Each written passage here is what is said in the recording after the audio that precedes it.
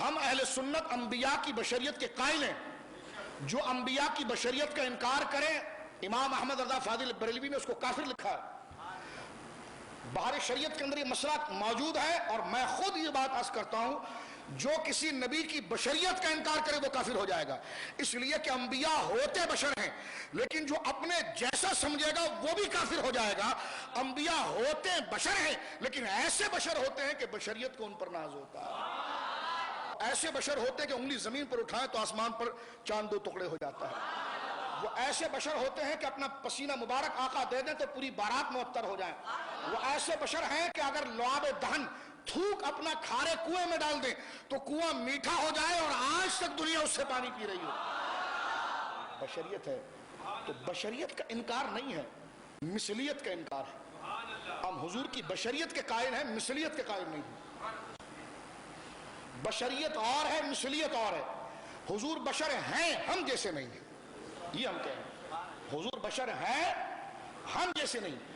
بشر ہیں اس کا مطلب یہ ہے کہ خدا نہیں ہے، اور ہم جیسے نہیں ہیں اس کا مطلب ہے کہ رسول ہیں. سمجھے؟ تو حضور بشر ہیں اس کا مطلب خدا نہیں ہے، اللہ نہیں ہے، وہ معبود نہیں ہے. ان میں الوہیت صلاحیت نہیں کر گئی، وہ خدا نہیں ہے، کوئی اختیار ان کے مستقل نہیں ہے. ان میں خدائی وہ صفات کمالیہ اپنی پوری حیثیت کے ساتھ جس طرح خدا کے پاس ہے ویسی نہیں ہے. حضور خدا نہیں ہے اس لیے کہ آپ بشر ہیں، اور حضور ہم جیسے نہیں ہیں کیونکہ آپ رسول ہیں. تو ہم بشریت کے قائل ہیں، مثلیت کے قائل نہیں ہیں. مثلیت کے قائل. اب اس کو آپ دیکھیے میرے دوستو، کھانا اور بھوک لگنا. آپ روزہ رکھتے ہیں، افطاری کا کتنا انتظام کرتے ہیں؟ اور ابھی تو گرمیاں آئی نہیں ہیں. اب آنے والے روزے جو ہیں، جو 1 سال 1.5 سال کے بعد آئیں گے، 2 سال 2.5 سال 3 سال کے بعد جو آئیں گے بھی روزے، تو وہ تو شدید گرمی میں آئیں گے.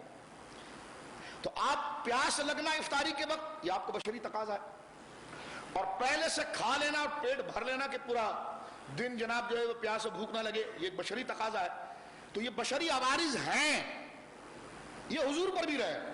لیکن جب حضور نے اپنا مرتبہ بتایا تو بخاری دیکھیے، مسلم دیکھیے، موطا امام مالک دیکھیے، درجنوں حدیثوں کی کتاب دیکھیے، صحابہ دیکھ رہے ہیں کہ حضور نے 3 دن تک سحری بھی نہیں کی، افطاری بھی نہیں کی. اب عوارض بشریہ ہیں بشر، ہیں بشر. آپ کو اللہ رب العالمین نے بشری بنایا ہے، لیکن حضور علیہ الصلوۃ والسلام سحری نہیں کر رہے ہیں، سحری نہیں کر رہے. اور یہ حدیث کے الفاظ ہیں جو میں پڑھتا ہوں کہ نہیں تکم ان صوم الوصال، نہا رسول اللہ صلی اللہ علیہ وسلم ان صوم الوصال، او کما قال. حضور نے باقاعدہ ہمیں صوم وصال سے منع کیا، کیونکہ حضور نے 3 دن 4 دن 5 دن نہ کھجور کھایا، نہ پانی پیا، نہ سحری کی، نہ افطاری کی. 5 6 8 دن گزر گئے اور سحری نہیں ہے، افطاری نہیں ہے. قریب میں رہنے والے صحابہ آپ اس پر غور کر رہے ہیں بشر. صحابہ حیران ہیں کہ نہ حضور سحری کر رہے ہیں نہ افطاری کر رہے ہیں. تو وہ تو حضور کی ہر ادا کو اپنانے والے. تو اب حضور علیہ الصلوۃ والسلام کی ادا کو دیکھ کر حضرت ابوبکر نے بھی سحری چھوڑ دی، تو وہ سچے عاشق تھے نا، خالی نعرے لگانے والے تو نہیں تھے. تو آپ نے نہ سحری کی اور نہ افطاری کی.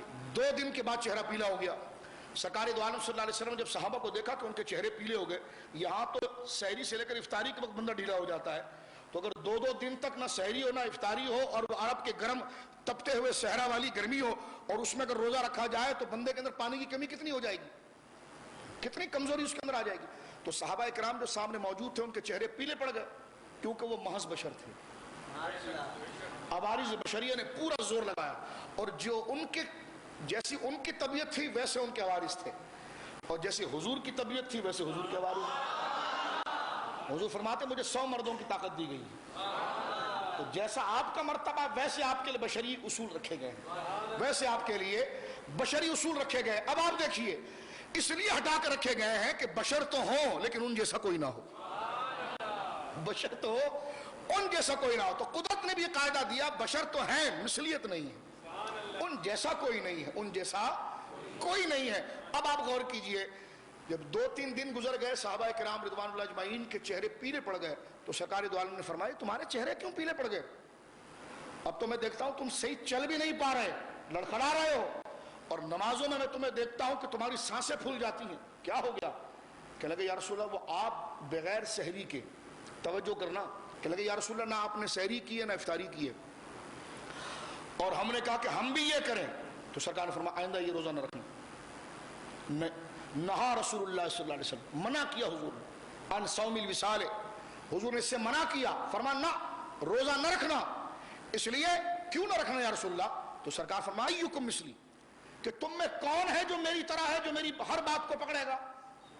تو دیکھیں مثلیت کی نفی کی کہ ایکم مثلی، کون ہے میری طرح تم میں سے کہ جو جیسا میں کروں گا ویسا کرو گے۔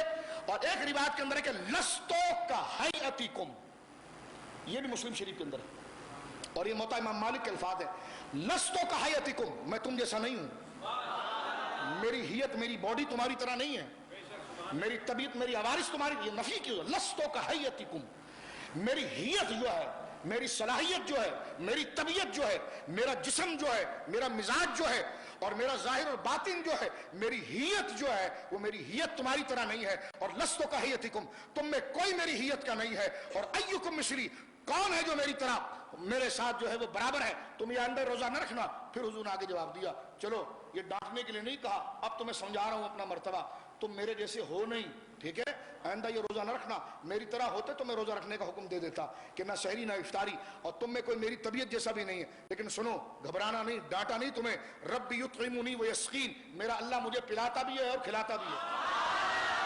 تو امام رازی نے لکھا ہے تفسیر کبیر میں، فرمایا وہ خوراک مادی خوراک نہیں تھی، جب سب کھا رہے ہوتے ہیں تو سرکار اپنے قلب منیر کی طرف توجہ کرتے ہیں، اور پھر پردے ہٹتے ہیں اور مصطفیٰ اپنے دل کی آنکھوں سے اپنے رب کو دیکھ رہے ہوتے ہیں۔